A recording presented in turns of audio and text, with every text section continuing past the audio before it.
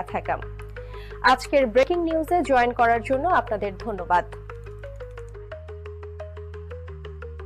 আজকের সবচেয়ে বড় খবর, বাংলার বিধানসভায় ঘটে যাওয়া নাটকীয় ঘটনার তারিখ ছিল 4 সেপ্টেম্বর 2025 আর জায়গা ছিল কলকাতার ওয়েস্ট বেঙ্গল অ্যাসেম্বলি। অন্যান্য রাজ্যে বাংলাভাষী প্রবাসীদের ওপর তথাকথিত অত্যাচারের বিরুদ্ধে একটি প্রস্তাব নিয়ে আলোচনা চলছিল, তখনই পরিবেশ উত্তপ্ত হয়ে ওঠে। মুখ্যমন্ত্রী মমতা বন্দ্যোপাধ্যায় কথা বলার জন্য উঠে দাঁড়ান, কিন্তু বিজেপি বিধায়করা হট্টগোল শুরু করে দেন। তারা 2 সেপ্টেম্বর সাসপেন্ড হওয়া বিরোধী দলনেতা শুভেন্দু অধিকারীর সাসপেনশনের বিষয়ে ব্যাখ্যা চাইছিলেন।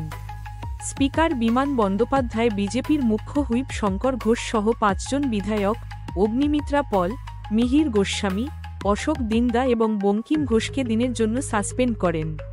তারা যখন হাউস ছাড়তে অস্বীকার করেন, তখন মার্শালদের ডাকা হয়।